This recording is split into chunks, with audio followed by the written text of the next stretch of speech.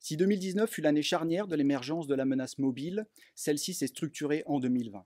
Avant même la pandémie, les équipements mobiles sont devenus l'outil de référence pour l'accès à Internet, avec en tête le smartphone. Ces équipements, auxquels les utilisateurs confient leurs données personnelles ou professionnelles, attirent les convoitises des acteurs malveillants. 2020 a été caractérisé par la malveillance mobile aux multiples visages.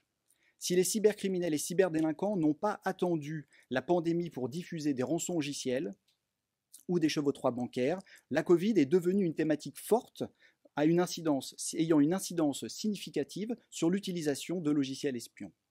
Les moyens de nuire sont nombreux et variés, mais comment sont-ils disséminés? Nos propres usages impliquant les données à caractère personnel. Voyons maintenant les principales catégories de menaces mobiles en 2020. Ce panneau crime revient sur de nombreuses attaques de ransomware.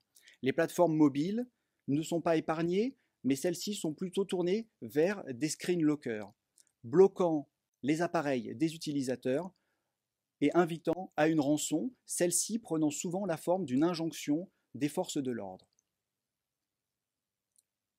Dans un souci d'efficacité, et au vu du grand nombre d'appareils mobiles disponibles, nous avons vu en 2020 une application malveillante utiliser l'apprentissage machine afin de rendre optimale sa mise à disposition de la rançon.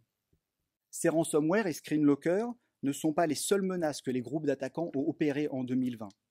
La mise aux enchères en juillet du code source de Cerberus a eu notamment un effet déclencheur. Ne trouvant pas preneur, en août 2020, celui-ci fut offert à la communauté. Ceci a créé de nombreuses variantes, et en particulier le logiciel malveillant nommé Alien, un malware as a service. Il est doté d'un ensemble de fonctionnalités lui permettant d'imiter plus de 260 applications et ainsi récupérer, à des fins d'hameçonnage, les données personnelles des utilisateurs. Il est même capable de récupérer les SMS, les listes de contacts, d'intercepter les appels et les codes Google Authenticator. Pour être distribuée, la menace est souvent cachée sous l'apparence d'une application légitime et pour limiter leur détection, celles-ci peuvent garder leur charge ou leur objectif initial inactif pendant plusieurs mois. Ces deux premières catégories n'ont pas de lien direct avec la Covid ou le confinement. Voyons maintenant deux sujets qui y sont plus directement liés. Par rapport aux 2 premiers mois de l'année, entre mars et juin 2020, on note une augmentation des installations de logiciels espions. Ces logiciels espions, dits également stalkerware, arment le cyberharcèlement et représentent un moyen de pression supplémentaire sur les victimes. Sur Android, il est possible d'installer ces applications depuis ou en dehors des magasins applicatifs. Sur iOS, la technique est plus simple et elle consiste à lier le logiciel espion avec le compte iTunes de la victime. Et le Covid fut également une source d'inspiration pour les cybercriminels, confirmant l'agilité des groupes d'attaquants et leur capacité à suivre l'actualité. Les attaques ont imité et ciblé les livraisons de colis, par exemple, ou les applications populaires telles que Stop Covid, et ceci dans tous les pays. Alors pour se déployer, ces applications ont utilisé diverses méthodes, notamment des SMS de hameçonnage, que l'on dit smishing, du spam traditionnel, ou encore des posts sur les réseaux sociaux. Reina, nous avons vu les différents moyens de nuire. Quelles sont leurs méthodes de distribution? On a vu effectivement la structuration de cet environnement, de cet écosystème cyberdélinquant, qui est chose tout à fait logique, démarche tout à fait logique, dans le sens où depuis 2019 et notamment en 2020, énormément de nos usages ont investi en fait le cyberespace entre guillemets mobile. Donc il est tout à fait normal pour des démarches d'opportunisme, telles que la cyberdélinquance l'est fréquemment, de venir également parasiter ces usages-là. Nous avons décidé aussi de vraiment apporter en fait un éclairage spécifique quant aux moyens de distribuer ces moyens de nuire. Donc, de quoi parle-t-on? Les magasins applicatifs qu'on connaît tous et toutes, qui sont tels que le Google Play ou l'App Store d'Apple, sont en fait des intermédiaires incontournables, ne serait-ce que parce qu'ils sont préinstallés dans à peu près tous les smartphones, les tablettes, etc., qu'on trouve dans le commerce. Ils ont des modèles économiques très différents, qui sont typiquement une approche très permissive côté Google Play, Donc n'importe qui, en gros, peut mettre à disposition une application sur Google Play, versus une approche beaucoup plus stricte, on va dire, avec un contrôle a priori beaucoup plus important côté Apple. Toujours est-il que même si ce sont les magasins applicatifs qu'on connaît le mieux, on a également une très grande variété de magasins applicatifs complémentaires, autres, alternatifs complètement, dont beaucoup sont purement malveillants, c'est-à-dire existent et permettent la mise à disposition d'outils type application malveillantes.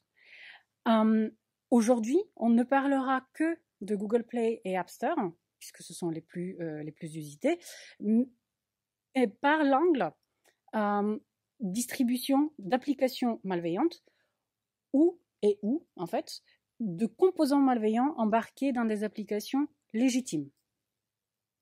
Donc nous avons en fait, pour illustrer cette émergence d'écosystèmes cyberdélinquants mobiles en 2020, nous avons sélectionné plusieurs exemples qui en décrivent différentes facettes. Notamment, cet angle de traitement en fait parle beaucoup, adresse la question de la responsabilité de ces intermédiaires. Une menace mobile assez importante qu'on a découverte est les applications dites de fleeceware, c'est-à-dire des applications qu'on peut en fait utiliser, qui semblent tout à fait légitimes, qui nous proposent en fait une utilisation légitime pendant quelques jours et gratuite, et après demandent un abonnement. Le problème est que ces applications-là peuvent susciter des paiements indus à une ou plusieurs reprises, et en fait, le seul recours dans ces cas-là est le magasin applicatif.